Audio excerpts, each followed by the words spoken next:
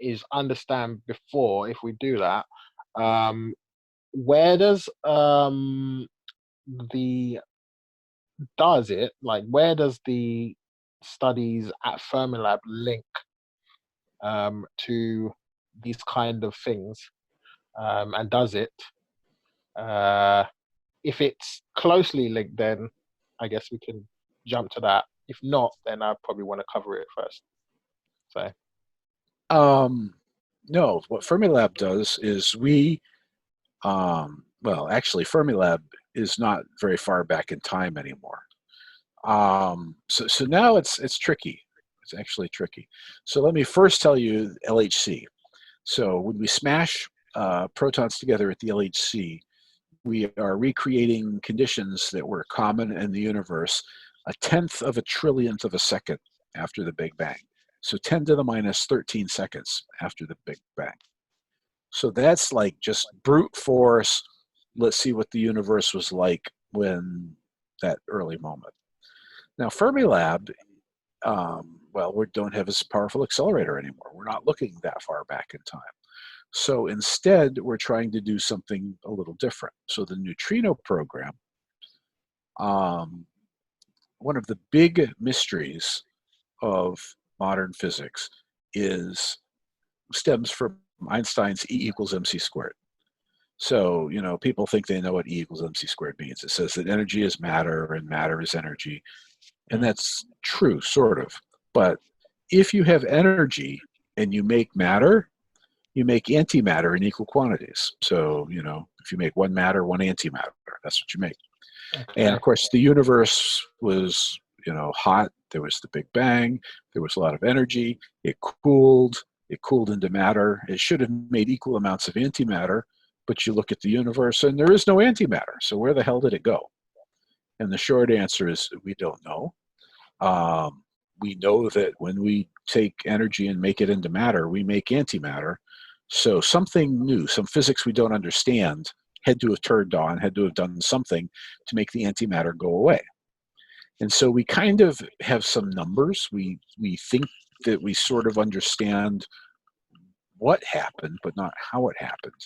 And what we think is for every um, 3 billion antimatter particles, there were 3,000,000,001 matter particles, so just slightly more matter particles. The 3 billions canceled, and the one that was left over is us. And so the question is, so we're pretty sure about that number, the 3-ish billion number, but what yeah, we don't know is what made the matter and antimatter ever so slightly different when in our experiments it's exactly the same. yeah, And we just don't know. We have no idea. Well, we have lots of ideas, but we don't have anything we can prove. yeah.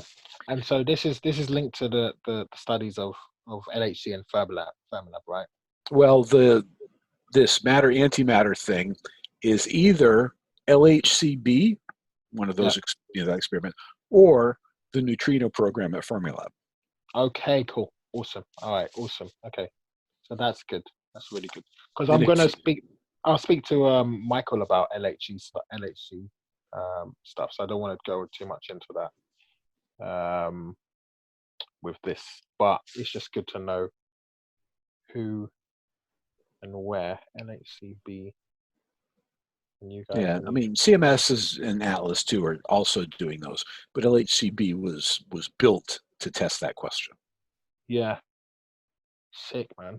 Um, really interesting stuff. And so, what is the why is it that you assume that there was a one extra, the 3,000,000,001? Is there any like particular reason, or is it just kind of like what makes the most sense? No, what you can do is where did that when those 3 billions canceled, Yeah. what they did is they combined back to make energy. That energy is what drove the microwave background radiation. So that was the thing that made the universe hot.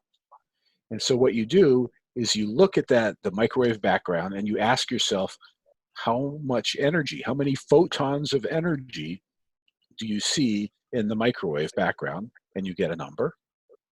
Okay. And then you ask yourself, how many atoms do you see in the universe? Yep. And you get a number. And so what happens is you see that there is about 3 billion energy particles for every matter particle. Wow, that's very interesting. That's really interesting. That's cool. And so that's where the number comes from. Okay. And so